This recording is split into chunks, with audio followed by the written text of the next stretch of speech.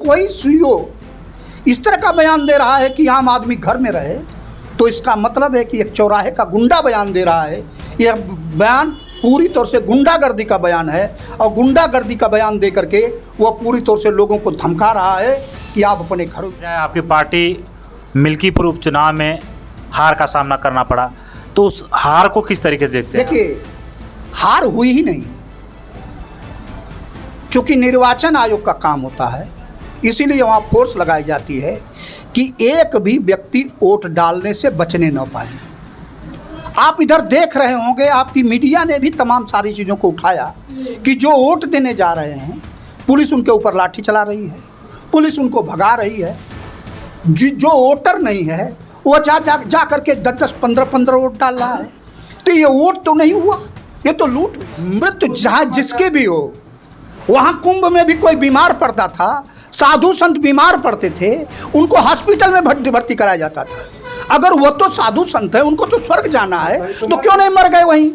उनके लिए सारी व्यवस्था क्यों कराई गई? अस्पताल क्यों? पार्टी के कद्दावर नेता ओम प्रकाश बागी हैं और अक्सर ये अपने बयानों से चर्चा में रहते हैं। आज इन्होंने समय दिया है और कई सारे मुद्दों पे हम बात करने वाले हैं इनसे। सबसे पहले बहुत बहुत स्वागत है आपका। आपको भी, आपके चैनल को का बहुत बहुत हम स्वागत करते हैं। देखा जाए, हाल ही में महाकुंभ समाप्त हुआ है और उसको लेकर कई तरह की बातें निकली हैं।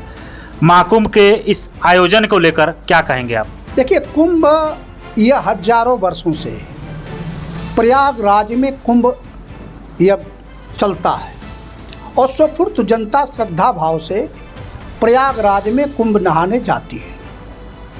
इस बार का और 10 वर्षों में महाकुंभ होता है।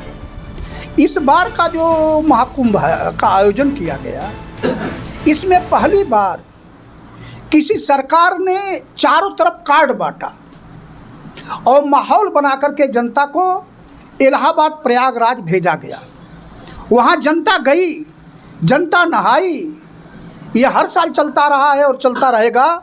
सरकार की जिम्मेदारी होती है कि जो जनता जा रही है वह सकुशल कुंभ में स्नान करे और अपने घर वापस आए।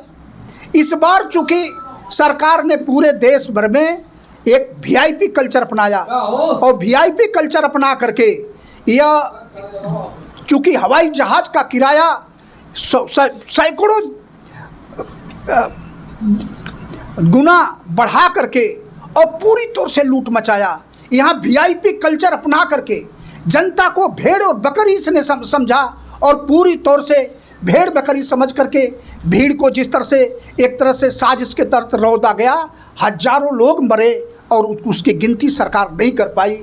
और मुख्यमंत्री जाकर के सदन में अपनी बखान कर रहा है। ऐसे मुख्यमंत्री को चुल्लू भर पानी में डूब करके मर जाना चाहिए, जो जनता की व्यवस्था नहीं कर पाया। और कहीं भी कोई कार्यक्रम होता है, अगर उस कार्यक्रम की हम जिम्मेदारी लेते हैं, तो जो घटनाएं होती हैं उसको भी, उसकी भी जिम्मेदारी हमारी है, उसकी भी जिम्मेदारी हमको लेनी चाहिए। मुख्यमंत्री को इस आयोजन में जिस तरह से उसने पूरी तौर से लूट मचाया, ऐसे मुख्यमंत्री को शर्म के माने, वह मठाधीश था, उसको तो इस्तीफा दे करके जा करके मठ चलाना चाहिए। जो मठ सही ढंग से नहीं चला पाया। दुर्भाग्य इस देश का है कि जो प्रदेश का मुख्यमंत्री बना हुआ है, जिसके भाषा पर कहीं भी लगता है कि जो भाषा बोलता है वह चौराहे पर कोई लठमार बोल रहा है, कोई गुंडा बोल रहा है, कोई इस तरह से बोल रहा है जैसे मुख्यमंत्री का कहीं भी संवैधानिक पद पर बैठे रहने का कोई इस तरह की चीज़ें दिखाई नहीं देती है कि एक संवैधानिक व्यक्ति बोल रहा है। जिस तरीके से आप कह रहे हैं, कहीं आपको बिना जेल में डाल दिया जाए? हमको डाल दे जेल में? सच बोलना ये हमारा काम है। अगर हम लोग चुप हो जाएं, समाजवादी लोग चुप हो जाएं, सच न बोलें, तो ये जनता और लूट होगी, जनता तबाह हो जाएगी। इसलिए अगर जेल भेजेंगे तो हम जेल जाने के लिए तैयार हैं, लेकिन सच बोलेंगे। सच नहीं बोलना एक बहुत बड़ा जुर्म है। लेकिन सरकार वही कह रही है कि महाकुंभ में 60 करोड़ से अधिक लोगों ने आया और स्नान किया और महाकुंभ पूरी तरीके से सफल रहा है। सरकार को यह बताइए, वही मुख्यमंत्री हाउस के अंदर कह रहा है कि एक नाविक 30 करोड़ रुपया कमाया, जबकि पूरी तरह से 15 दिन नाविक हड़ताल पर थे। दूसरी चीज, वह मुख्यमंत्री कह रहा है और बयान आ रहा है कि चूंकि लोग एक नाव में 8 लोग बैठते हैं, 75 से लेकर के 100 रुपया किराया होता है। एक नाव 800 रुपये एक चक्कर करती है और दिन भर बहुत मेहनत करेगी तो 5-6 हज़ार रुपया कमाएगी, और कह रहे हैं लोग जनता उनको खुश होकर के इनाम दी। बख्शिश तो ड्राइवर का होता है ना, जो नाव चलाता है उसका होता है, मालिक का तो नहीं होता है। लेकिन इसके बावजूद भी ये गुंडई करके ये इतना सारा पैसा ठेका में लूट करके ये पूरी तौर से लूट मचा करके और वह हिस्ट्री सीटर है। तो मुख्यमंत्री को तो खुद शर्म आनी चाहिए कि जिसका नाम ले रहा है वो हिस्ट्री सीटर है और कहता है प्रदेश से हम गुंडा राज खत्म करेंगे। वह पूरी तौर से गुंडों के हवाले, साधु संत पानी के लिए, शौचालय के लिए यह पूरी तौर से सड़कों पर खड़े थे। उनको दवा का अभाव था, उनकी व्यवस्था सही ढंग से नहीं थी और पूरे कुंभ भर व्यवस्था नहीं करा पाई। और यहाँ सरकार उद्योगपतियों की तलवा चाटती रही। यह सरकार आम जनता की सरकार नहीं है, यह वीआईपी कल्चर वालों की सरकार है, चंद उद्योगपतियों की सरकार है। यह सरकार आम जनता की न सरकार रही, कभी रही है न रहेगी। सरकार कहती है कि जिसने जो खोजा उसने वो पाया। महाकुंभ में किसी तरह की कोई अगर 1-2 जगह छोड़ दिया जाए पूरी तरीके से ठीक रहा है। सवाल इसका है कि सरकार बिल्कुल सही कर रही है। सरकार तो लोगों के जेब से पैसा निकाल रही थी, तो जो उसने खोजा कि हमको अधिक से अधिक पैसा निकालना है, वह पूरी तौर से उसके और उसके लोग पैसा निकालने में थे। जनता तो अपने आप प्रतिवर्ष कुंभ में स्नान करने आती है, इस बार भी स्नान करने आई श्रद्धा से और स्नान करके चली गई। यह किसी व्यवस्थापक का कोई व्यवस्था नहीं थी, यह तो उस कुंभ में लूट मचा रहा था, उसका फायदा गिना रहा है कि इतना फायदा हुआ। कथावाचक धीरेन्द्र कृष्ण शास्त्री का कहना था कि जो लोग गंगा किनारे मरे हैं वो मोक्ष को प्राप्ति किए हैं। ऐसा है कि जो यह कथावाचक कर रहा है, इस कथावाचक को यह पूरी तौर से पाखंडी है। मृत्यु जहाँ जिसके भी हो, वहाँ कुंभ में भी कोई बीमार पड़ता था, साधु संत बीमार पड़ते थे, उनको हॉस्पिटल में भर्ती कराया जाता था। अगर वो तो साधु संत है, उनको तो स्वर्ग जाना है, तो क्यों नहीं मर गए वहीं? उनके लिए सारी व्यवस्था क्यों कराई गई? अस्पताल क्यों बनाया गया? वो स्वर्ग चले जाते। यह पूरी तौर से अनपढ़ गंवार लोगों को ये समझाने की बातें हैं। कोई भी व्यक्ति मरना नहीं चाहता है, मृत्यु सभी चाहते हैं कि मैं गया हूँ और जा कर के नहाऊँ, अपने परिवार में सकुशल आ जाऊं। और यही ड्यूटी की भी सरकार की है कि सरकार जो आए हैं वह नहा करके सकुशल अपने घर में जाए। एक सवाल वहीं पे उठता है कि जिस तरीके से देखा जाए सरकार ने प्रचार किया, लेकिन उतनी व्यवस्थाएं नहीं थी। देखिए, सरकार खाली प्रचारे की। अब तक हजारों वर्षों के इतिहास में कभी किसी शासक की फोटो नहीं लगती थी, और पहली बार यह हुआ कि वहाँ प्रधानमंत्री और मुख्यमंत्री की फोटो लगी थी। हर कदम कदम पर फोटो लगी थी कि ये प्रधानमंत्री और मुख्यमंत्री करा रहे हैं। ये कुंभ पहली बार लगा है, इसके पहले कभी कुंभ लगता नहीं था। इस सरकार ने कुंभ लगाया है। इस बात के प्रचार में पूरी तौर से सरकार लगी रही। वहाँ संतों की परंपरा, वहाँ ऋषियों की परंपरा, वहाँ पूरी तौर से आम जनता स्वयं कुंभ नहाने जा रही थी, और तमाम सारे लोग आस्था में वहाँ जाकर के एक महीने कौलबास लेते थे।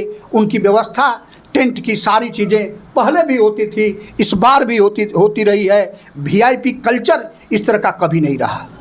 सरकार ने एक बयान दिया था, एक नारा कहा था, 144 सालों बाद ये महाकुंभ आया है। कहीं इसका प्रभाव पड़ा, जिस तरीके से लोग वहाँ पे टूट पड़े और जिस तरीके से वहाँ पे चीज़ें हुई? देखिए, एक चीज़ समझने की बात है, ये जो सरकार है, यह सरकार, देखिए, 2 तरह के लोग होते हैं। एक पूंजीपति हैं, दूसरा समाजवादी सोच के लोग होते हैं।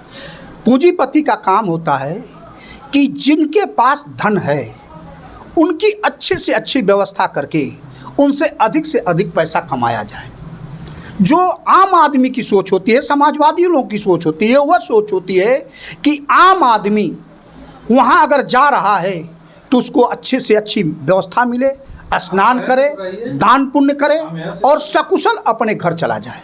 लेकिन यह पूरी तौर से मुख्यमंत्री या प्रधानमंत्री यह व्यवस्था करने में पूरी तौर से असफल रहा है।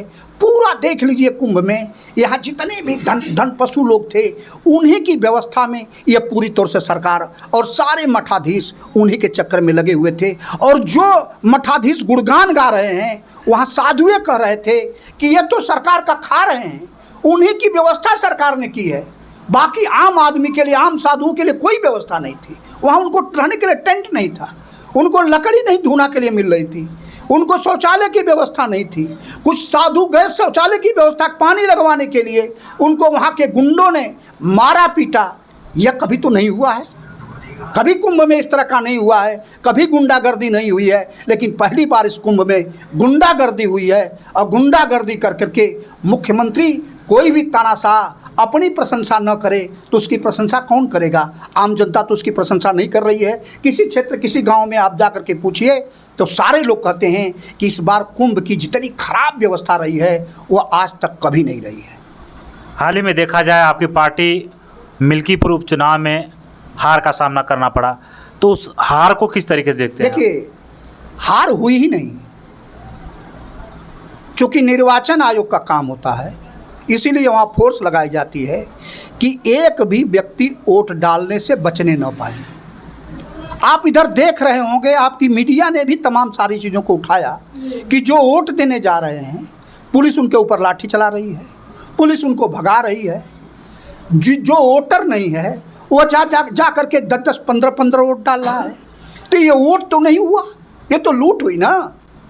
और जो शासन सत्ता के साथ पुलिस खड़ी हो जाए तो लूटेगा तो लूटेगा ही, ये तो लूटा गया, ये वोट तो नहीं हुआ। और जब लूट होगी, शासन सत्ता, पुलिस और सारी चीज़ें उसी के पक्ष में खड़ा होगी, तो यह बता दीजिए कि लोकतंत्र और भारत का संविधान कहाँ रहेगा? भारत संविधान की आत्मा तो रोएगी ना। यह पूरी तौर से लूट मचाई गई है। जहाँ भी चुनाव भारतीय जनता पार्टी जीती है वह पूरी तौर से लूट के सहारे जीती है।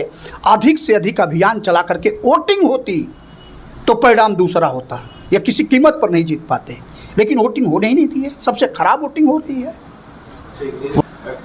अभी देखा जाए, हाल ही में संभल के सीईओ अनूप चौधरी ने संभल के लोगों को कहा है कि जिसको परेशानी हो रंगों से वो अपने घर में रहें, क्योंकि देखा जाए साल में 52 बार जुमा आता है लेकिन होली एक बार आती है, तो प्रशासन व्यवस्था को बनाए रखे। इसको लेकर समाजवादी पार्टी के राष्ट्रीय महासचिव प्रोफेसर राम गोपाल वर्मा के बयान पर क्या कहेंगे आप? देखिए, प्रोफेसर राम गोपाल यादव जी ने जो बयान दिया है वह संवैधानिक बयान दिया है।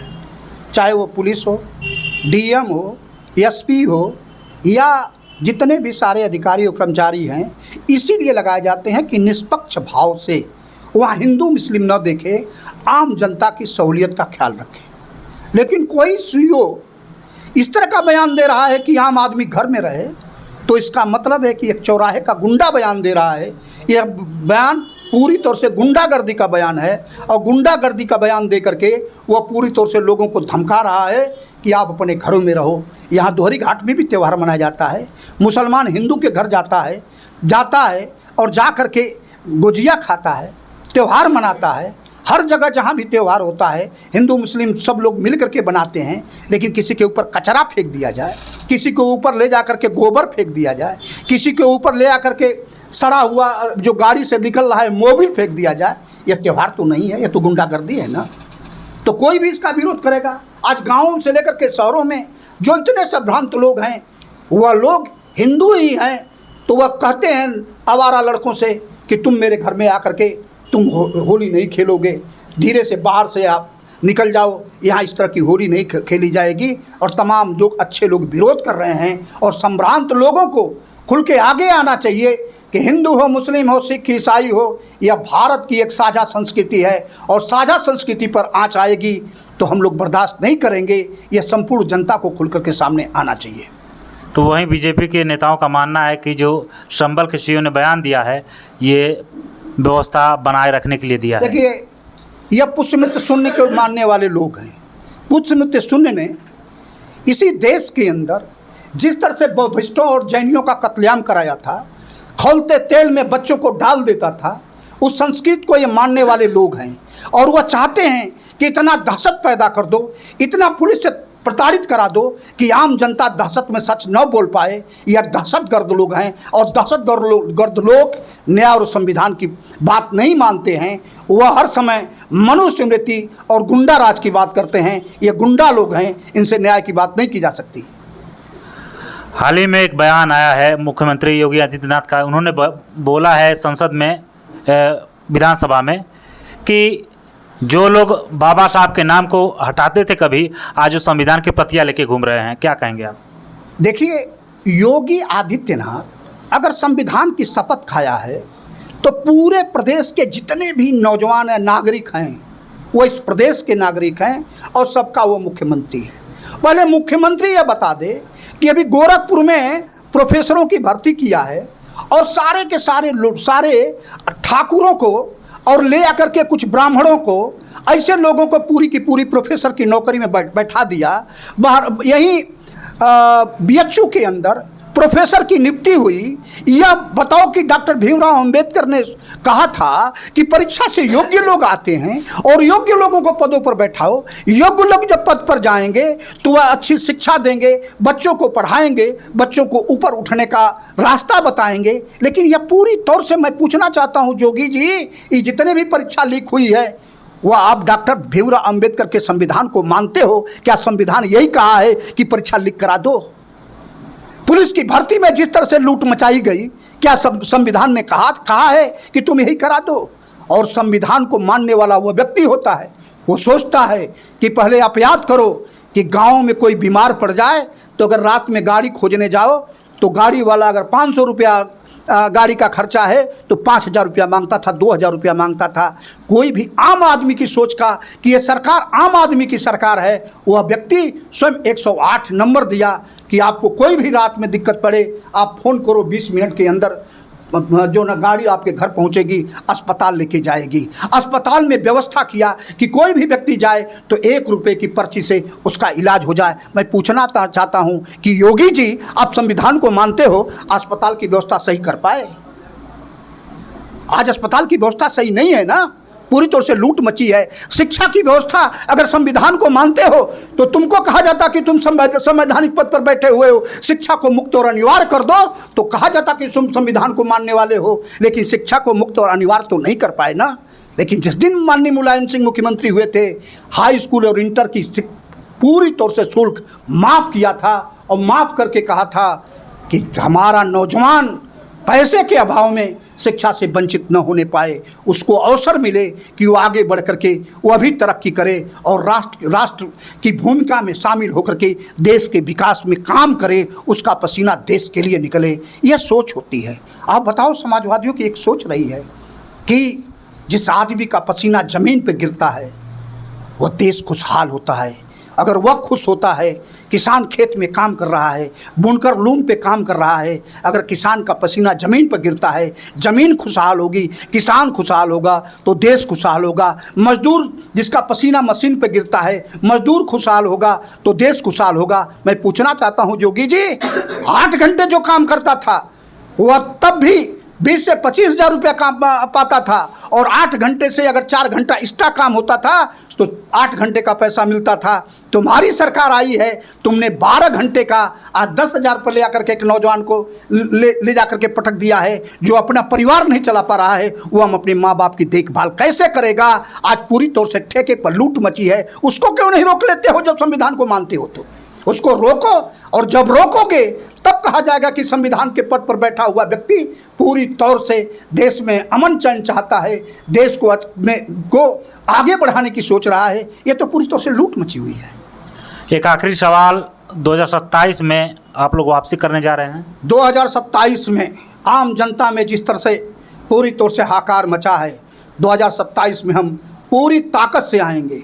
और ताकत से आने का जो मूल मकसद है, एक तरफ जैसे एक पौधा बहुत तेजी से ऊंचाई पकड़ रहा है और एक पौधे को धांध मार करके नीचे गिराया जा रहा है, उसकी पूरी तौर से ऊपर से उसको काटा जाएगा और नीचे वाले को खाद पानी दे करके ऊपर उठाया जाएगा। इसलिए 27 में हम आएंगे कि जितने भी नौजवान परेशान हैं कि उनको शिक्षा अच्छी नहीं मिल रही है, उनकी जेब इतना फीस बढ़ा दी गई है, उनकी फीस वृद्धि को रोकेंगे और रोक करके इन नौजवानों को ऊपर उठाने का काम करेंगे।